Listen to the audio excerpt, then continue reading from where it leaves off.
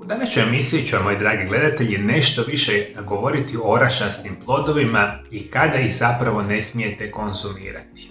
Jer je kao i velika količina namirnica, kada ih konzumiramo na nepravilan način i specijalno one loše kvalitete, mogu imati značajan negativan utjecaj na naše zdravlje. Pa tako kada govorimo i naravno o orašastim plodovima.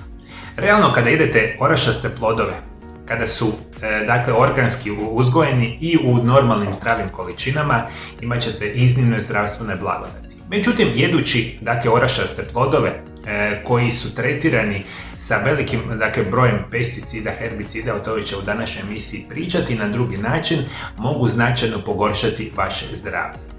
Orašasti plodovi sadrže zdrave nezasićene masti koji mogu pomoći u smanjenju rizika od srčanih bolesti. Svi orašasti plodovi su također dobar izvor vitamina E, važnog antioksidansa. A kao i sva biljna hrana, bogati su vlaknima, fitokemikalijama koji pomažu u zaštiti od raka i drugih ozbiljnih bolesti. Orašasti plodovi su također bogati magnezijem, koji pomaže u strukturi kostiju, i kromom, što pomaže osiguravanju pravilne funkcije inzulina. I puno toga, nama normalno konzumiranje organski proizvedenih orašastih plodova može pomoći. Međutim, jako je velika razlika kakve vi orašaste plodove jedete. Prva stvar, kada ne smijete, ili zapravo neću vam preporučiti da jedete orašaste plodove, biti će kada ih konzumirate već sa, velikom količinom soli i recimo velikom količinom šećera, ili su prženi u određenim uljima, pa onda mi takve orašaste plodove jedemo. To apsolutno moramo izbjegavati. Svi znamo da su slani orašasti plodovi imaju visoku količinu natrija da bi se smatrali zdravima. Također znamo da pečenje obično uništava hranjive tvari u orašastim plodima, pa ih biramo jesti sirove, međutim to nije uvijek činjenica. Ali orašasti plodovi zapravo nisu sirovi ako ih ne kupite od uzgajivača. Jer zakoni mnogih zemalja zahtijevaju da se pasteriziraju prije nego što se prodaje u dućanima. Pasterizacija bi se mogla smatrati jednom od skrivenih zdravstvenih problema koje mi danas možemo konzumirati. Velika većina i zapravo skoro svi orašasti plodovi su pasterizirani prije nego što mi kupimo u samoj trgovini. Najbolja je verzija kada mi kupimo orašasti plod od uzgajivača, što najčešće nije situacija. Imamo problem sa pasterizacijom, imamo problema sa visokom količinom soli i šećera, to moramo pokušati izbjegavati.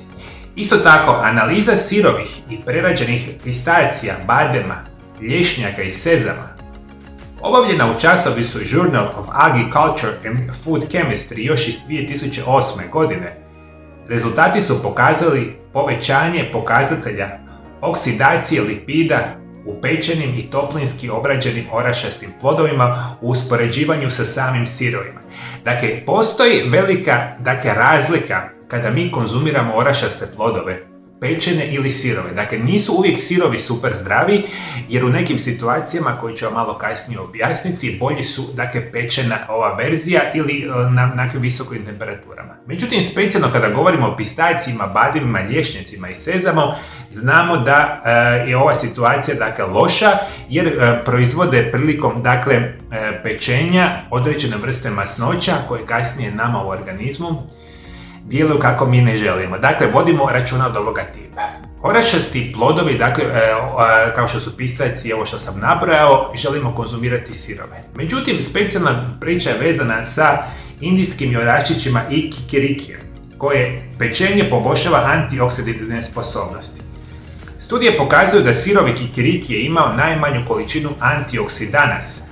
U svibnju 2011. godine Journal Agricultural and Food Chemistry objavio je studiju o antioksidativnoj aktivnosti pečenja indijskih oraščića i ono u kratkim crtama što želimo reći, recimo indijski oraščići i sami kikiriki kada je organski proizvod, bolja je verzija kada konzumirate ga pečenog.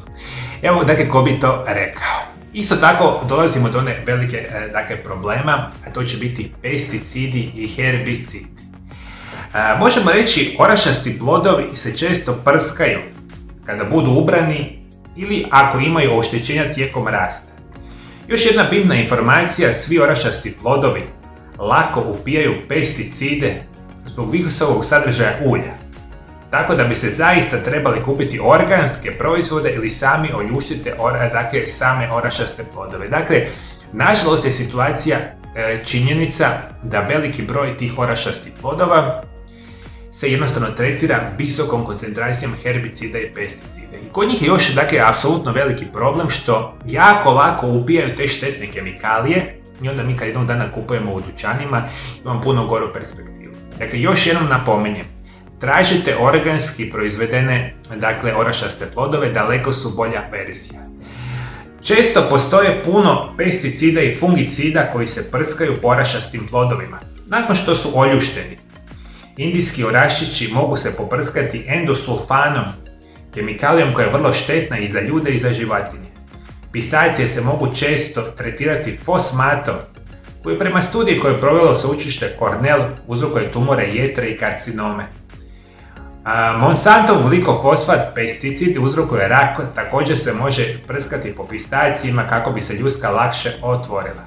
Ono što je isto jako interesantno za reći, čak recimo orasi su često pod nametnicima, zapravo sami orasi mogu biti često pod napadom nametnika i oni su isto tako jedan od onih orašastih plodova koji kada se uzgajaju na visokim masama ili zapravo količinama imaju puno veliku količinu zapravo pesticida i herbicida. Još jedan problem vezan za orašaste plodove je da određeni broj osoba ima probavne tegobe, poput nadutosti nakon konzumiranja. Vjerojatni uzrok je fitinska kiselina koja se nalazi u njima. Fitinska kiselina je prirodni sastojak mnogih namirnica biljnog podrijetla, poput grahora, žitarice i mahunarke.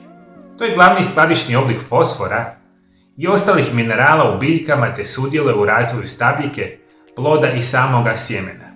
I ono što je bitno recimo za reći, vi kad čujete za samu fitinsku kiselinu, puno puta se odmah to povezuje sa nekakvim izuzetno negativnim konotacijama, međutim ona u određenim situacijama je u redu. Međutim, specijalno kada govorimo o orašastim plodovima, visoka razina fitinske kiseline u određenom broju osoba izaziva te probavne tegobe. To ćete sami osjetiti naravno kada vi konzumirate pistacije ili orahe ili bademe bilo kojeg drugoga tipa. Dakle, vodite računa da ne bi smjeli konzumirati dotični orašasti plod ukoliko vam izaziva probavne tegobe.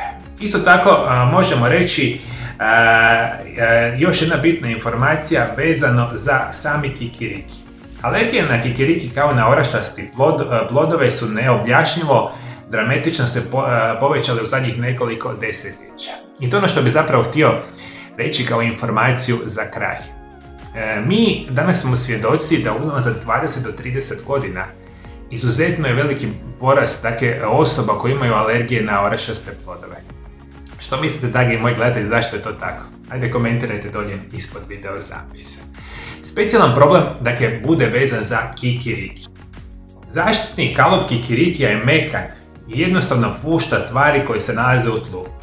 Ovdje posebno govorimo o pesticidima i herbicidima, a često se usjevi kikirikija sade na mjestima gdje se uzgaja pamuk. A pamuk je često ispisan glikofosfatom ili je on je ozlogašeni herbicid koji uništava praktično sve zeleno. On doradi na način da na sebe veže sve bitne mikronutrijente, poput mangana, magnezija, željeza, cinka i kalcija. Posljedica svega je manje nutrijenata u biljkama koje jedemo, a ovo se na široko koristi desetljećima. Specijalno ova vrsta herbicida se široko koristi ne samo za kikiriki. Problem je sa kikirikijem što njegova ljuska je jako porozna. I vi kada imate tlo gdje se uzgaja kikiriki, a prije toga ste uzgajali nekakvu drugu kulturu, specijalno pamuk, i špricali ste ih sa velikim brojem herbicida, to kasnije jednostavno ulazi u kikiriki i mi ga onda kasnije konzumiramo.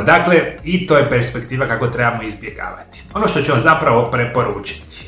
Postupci kojima možete smanjiti udio fitinske kiseline u namirnicama su prije svega namakanje, a to se obično vodi preko noći. Jedan od onih mojih, kako bi vam rekao, preporuka za sve vas, kada konzumirate orašaste plodove bilo kojega tipa, možda prije konzumacije da ih prvo namočite preko noći.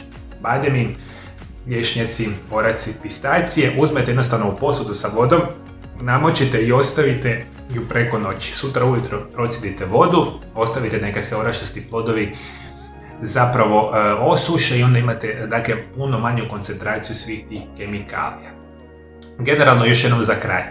Orašasti plodovi, kada ih umjereno koristite i ako su organskog podrijetla, izvanredni su za vaše zdravlje. Orašaste plodove koje koristite neumjereno i koje specijalno uzimate, koji su krcati sa pesticidima, herbicidima i ostalim štetnim nutrijentima, kasnije vama pogoršavaju zdravlje. Isto tako, ako orašaste plodove koje konzumirate su krcati sa solju, šećerom i recimo nezdravim masnoćama. O tome, dragi gledatelji moje, vodite računa.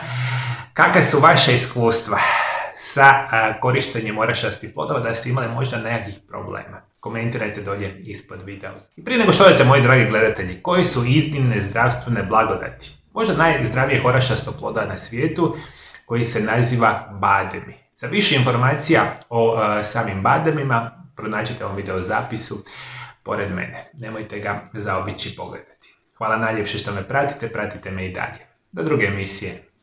Lijep i ugodan pozdrav.